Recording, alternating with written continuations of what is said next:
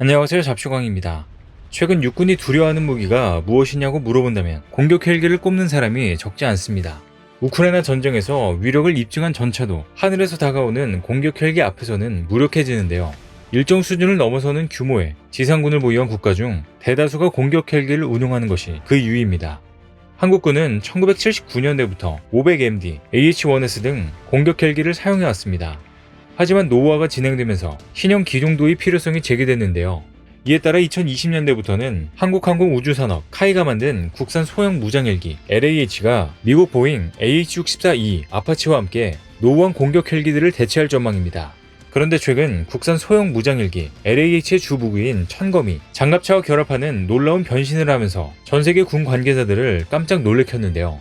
최근 극비리에 진행된 천검의 실사격을 지켜본 7개 국방 관계자들은 현장에서 감탄을 금치 못하며 당장이라도 주문하겠다는 의향을 내비쳤다고 합니다. 과연 어떤 소식인지 자세히 알아보겠습니다.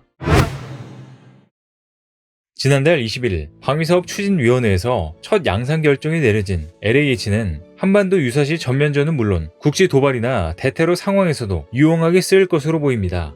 서방에서 운용되는 공격 헬기 중에서 가장 강력한 위력을 지닌 기종은 AH-64E 아파치 가디언입니다. 걸프전과 이라크 전쟁 등에서 성능을 입증한 AH-64를 현대화한 AH-64E는 최대 10km 거리에 있는 지상 표적을 파괴할 수 있습니다. 하지만 대량 도입하기에는 고가의 장비인데요. 원래 적 지상군과 교전하는 무장을 갖춘 헬기는 두 가지가 있습니다. 바로 공격 헬기와 무장 헬기인데요.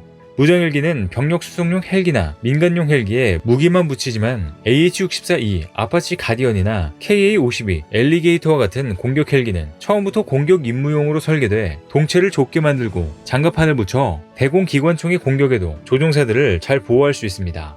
또 무장 헬기보다 더 많은 무기를 장착할 수 있는데요. 그래서 우리 군의 주력 공격 헬기인 아파치 가디언보다 무장 장착 능력, 기동성, 조종석, 방탄 능력 등이 부족한 LAH 도입에 대해 일각에서는 아쉬움을 표하는 부분도 있는 것이 사실입니다. LAH를 살 돈으로 아파치 가디언을 더욱 확충하는 것이 좋다는 의견이 제기되고 있는 것이죠. 이 같은 점을 의식한 군 당국은 AH-64E 아파치 가디언을 일부 도입하면서 부족한 수요는 민소헬기 개발과 연계해서 만들어질 국산 LAH로 대체하기로 했습니다. 이에 따라 2015년부터 체계 개발이 진행되어 2018년 11월 LAH CJ 1호기가 제작됐고 2019년 7월 첫 시험 비행에 성공했습니다. LAH는 20mm 기관포와 국산 천검 공대지 미사일, 로켓 등의 무장을 장착합니다. 천검 미사일은 미국산 헬파이어보다 우수한 성능을 지니는 것을 목표로 개발됐습니다. 인공지능을 이용해 표적 식별과 추적이 가능하며 미사일을 쏜 직후에 이탈해 적군의 공격을 피할 수 있습니다. LAH는 조종사의 생존성과 임무 수행 능력을 높여주는 첨단 전자장비도 다수 탑재하는데요. 기체에 장착된 표적 획득 지시 장치는 주야간에 최대 20km 거리까지 측정이 가능한 기술을 적용해 4개의 표적을 자동으로 추적할 수 있습니다.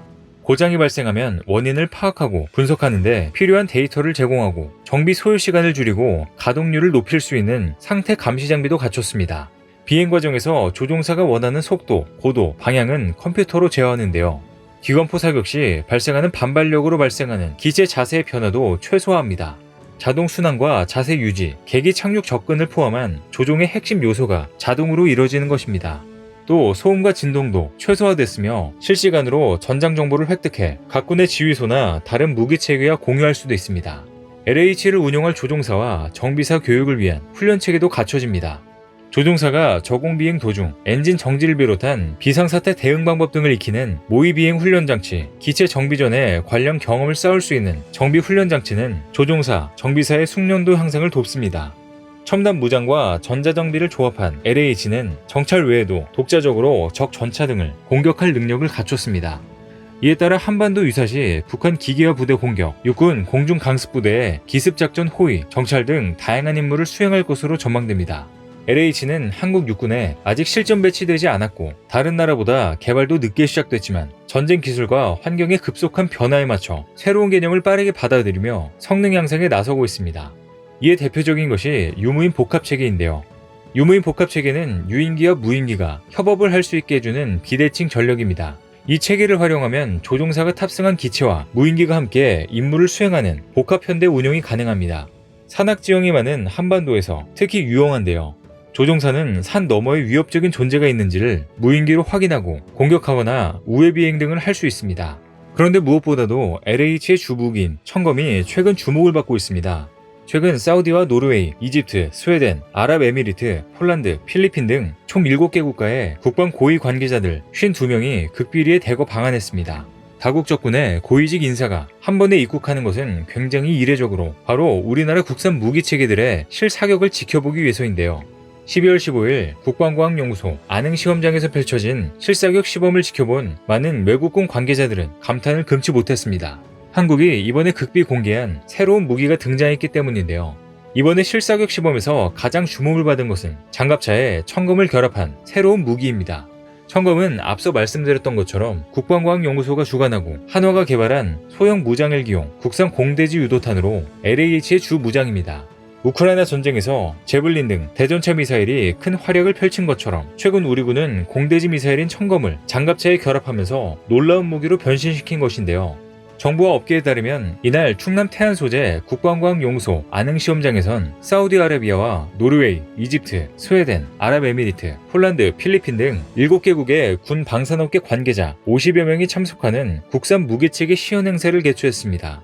이 자리에선 국산 공대지 미사일 청검을 개량해 만든 지대공 미사일 K-21 플러스 청검을 국산 보병전투장갑차 K-21에서 실사격하는 시범이 처음 진행된 것입니다.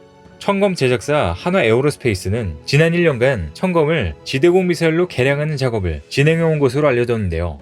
내년부터 양산되는 청검은 미국산 대전차 미사일 헬파이어처럼 적 전차를 정밀 타격하기 위한 용도로 만든 무기체계로서 우리 군은 이를 소형 무장헬기에 탑재한다는 계획을 갖고 있습니다. 청검은 무장헬기에서 전촌으로 사용할 수 있는 최대 사거리 8km의 공대지 미사일입니다. 발사 중량은 35kg, 직경은 150mm, 길이는 1.5m입니다. 주탄두 평균 관통력이 1000mm에 달하며 비행속도는 마 0.6 내외입니다. 이 현장 발사관에서 운용이 가능하며 풍산에 폭발 반응장갑 격파용 텐덤 탄두를 사용합니다. 이중 탄두여서 반응 장갑도 관통하며 탄두가 커서 장갑을 뚫은 다음 내부로 들어가는 메탈 제트의 양도 많기 때문에 일단 관통에 성공하면 격파는 확정입니다. 이중 모드 탐색기 적용으로 주야간 운용이 가능하며 발사 버튼을 누르고 나면 사람이 더는 미사일을 유도하지 않고 자동으로 목표물을 찾아가 명중시키는 파이어 앤 포겟이 가능합니다. 산 뒤에 숨어서 유선 유도로 먼저 쏘고 표적을 지정한 다음 케이블을 끊으면 스스로 명중하는 것도 가능한 것으로 알려졌습니다. 이런 가운데 업계에선 이날 무기 시험과 관련해 K-21 플러스 청검에 대한 각국 관계자들의 관심이 매우 높았는데요. 국산 보병전투장갑차 K-21에 청검을 장착해 공대지 미사일이 지대공 미사일로 재탄생하는 순간이었습니다. 그 이유는 올해 러시아의 우크라이나 침공을 계기로 미국산 지대공 미사일 스팅어나 대전차 미사일 제블린 등 정밀 유도무기에 대한 각국의 수요가 커졌다는 이유에서입니다. 이렇게 K-21 플러스 청검을 본 외국군 관계자들은 감탄을 금치 못했는데요. 당장이라도 주문하겠다는 의향을 내비칠 정도로 큰 관심을 가졌다고 합니다. 게다가 이날 무기 시연 행사에선 국산 다연장 로켓 천무의 실사격도 진행됐습니다. 천무는 239mm 유도 로켓과 230mm의 무유도 로켓을 쏠 수 있고 유도 로켓의 경우 최장 80km 떨어진 표적을 정밀 타격할 수 있습니다. 무유도 로켓 한 개에는 900여 발의 자탄이 들어있어 축구장 3배 면적을 단숨에 초토화할 수 있는 능력이 있습니다. K136 다연장 로켓에서 사용하던 130mm 구룡 로켓도 천무에서 쏠 수 있습니다. 앞서 천무 제조사인 한화에어로스페이스는 지난달 4일 폴란드 군비청과 약 4조 5천억 원 규모의 천무 수출 1차 이행 계약을 맺었습니다. 원래 폴란드는 우크라이나에서 전쟁 양상을 보고 포격무기 필요성을 인식해 미국으로부터 고속기동 포병 로켓 시스템 하이마스 500문 도입을 추진했습니다. 그러나 미국은 폴란드가 원하는 일정으로 하이마스를 공급할 수 없는 것으로 나타나 폴란드는 하이마스를 단계적으로 도입하기로 하고 동시에 한국의 천무도 들여오기로 한 것인데요. 이로써 올해 우리나라의 방산 수출 수주액은 사상 처음으로 170억 달러, 약 22조 원을 넘어서며 역대 최고치를 기록했습니다. 이번에 국가연에서 실사격 시범을 참관한 각국의 군 방산업계 관계자들은 이후 국내 방산기업과 생산시설들도 둘러볼 예정으로 이를 계기로 다양한 한국산 방산무기의 수출이 재차 탄력을 받을지 주목되고 있습니다. 오늘 준비한 소식은 여기까지입니다. 댓글을 통한 여러분들의 많은 의견 기다리겠습니다. 시청해주셔서 감사합니다.